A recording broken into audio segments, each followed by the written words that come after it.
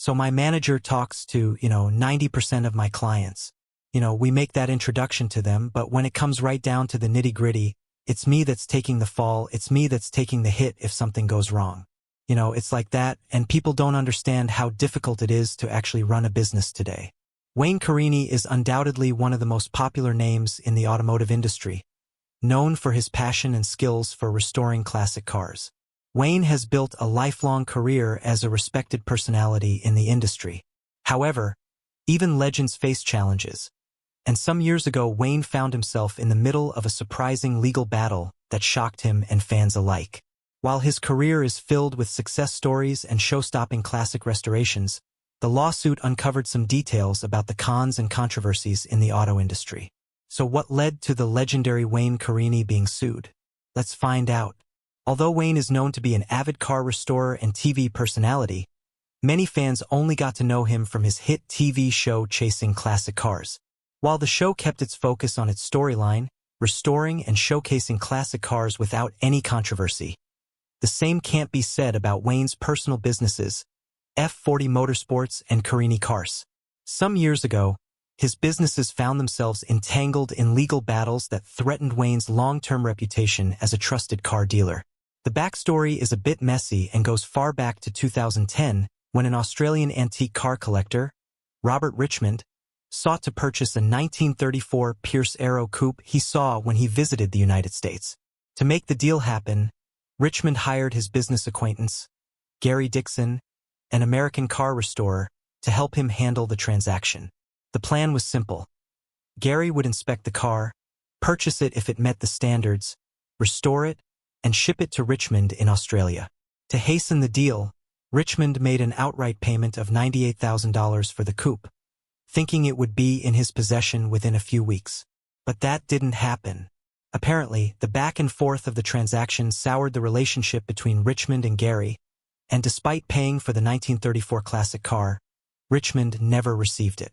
To worsen the situation, Gary filed for bankruptcy in 2016 while the Pierce Arrow coupe still remained in his possession, leaving Richmond frustrated and without the car he outrightly paid for.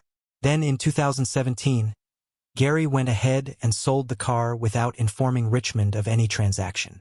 He contacted Going Motors Incorporated, a company specialized in handling vintage cars, and struck a deal with them. The transaction between Gary and Going Motors was where Wayne Carini came into the picture. Having no prior knowledge of the agreement between Gary and Richmond, Wayne was contacted to do an appraisal. Wayne estimated the coupe to be worth between $100,000 and $120,000, and when he discovered the parties involved were willing to sell the classic car, he showed interest in purchasing it. Going Motors eventually sold the car to him for $110,000, and to make the sale legitimate, Gary provided the certificate of ownership with him, which was passed to Going and then to Wayne. With that, Wayne believed he had done his due diligence and moved on with his business. Shortly after the purchase, Wayne was approached by RM Auctions Incorporated, an auction company now known as RM Sotheby's, to sell the car. Wayne, who knew how valuable the coupe would be if he held on to it, was reluctant to sell the gem and even set a high asking price of $250,000, hoping to drive away the auction company. But to his surprise, they accepted his offer without hesitation and purchased the car. As an auction company would do, RM Auctions later sold the Pierce Arrow coupe to one of their clients for a whopping $275,000, making a profit of $25,000. At this stage, the car had changed hands multiple times and its market value had increased significantly. However, the legal battle surrounding its ownership was just about to unfold. While all these transactions went on for years, Gary, whom Richmond contacted to help ship the Pierce Arrow to Australia, didn't inform him of anything. In fact, court files stated that Gary had applied for the certificate of ownership from the New Jersey Department of Motor Vehicles and received the title to the car in his own name. However, Richmond found out about his car when RM Auctions sold it, and he began tracking it down, contacting everyone directly involved in its sale. When Richmond reached out to the last buyer who purchased it from RM Auctions, the buyer agreed to return the car to the auction house. All parties involved, along with Wayne, agreed to make a refund. But despite this, Richmond still couldn't retrieve his car. According to court files, the car was being held at F40 Motorsports, Wayne's business, which held the title. Tired of the shenanigans, Richmond filed a lawsuit against Wayne Carini, his businesses F40 Motorsports and Carini Cars, and Going Motors to claim ownership of his vehicle in 2018. The legal battle lasted for 2 years and brought the media's attention to Wayne Carini and his businesses. In court, Richmond, through his legal representative, argued that he was the rightful owner of the Piercero coupe and that it had been sold without his consent.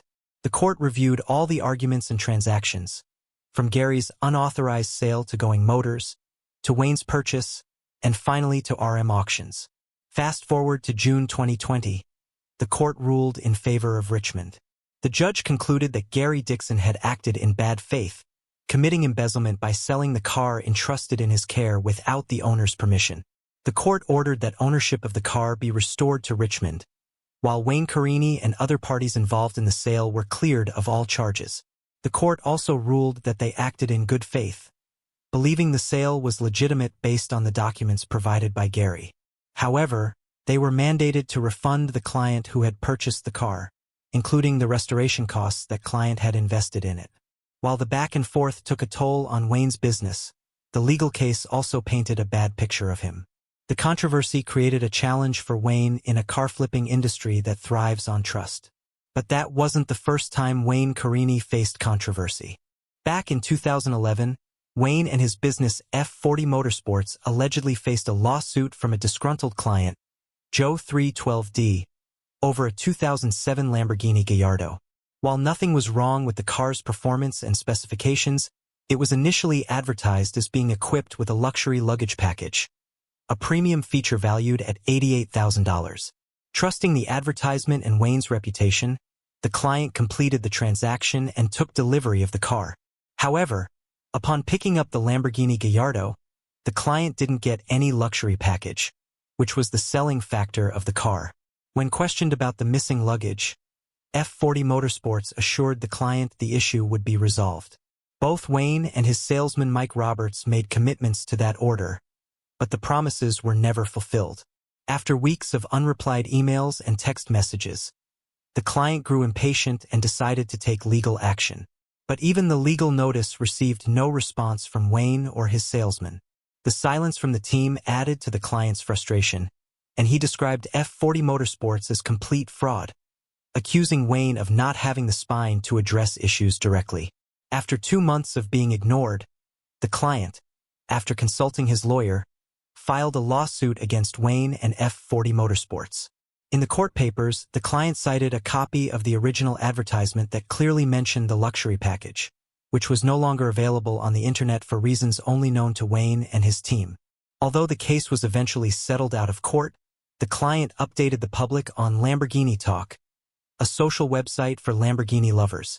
On the site, Joe 312D posted that after F40 Motorsports received the lawsuit, he finally got a response from Wayne himself via email. In the email, Wayne revealed that the previous owner of the Gallardo had found the luxury package. After a week of sending the email, the client received the package via FedEx. Shockingly, the package also included the car's spare key, which F40 Motorsports had previously refused to release. According to the client, the issue should never have lasted for months if Wayne and his team had simply done the needful. Apparently, he was ready to let go of the luxury package in exchange for the spare key to the Lamborghini. However, the salesman clarified that they didn't advertise the car with 2 keys, which was true, but the luxury package that was advertised wasn't delivered with the car. While it took far longer than it should have and required legal involvement to resolve, the client eventually got his package and moved on.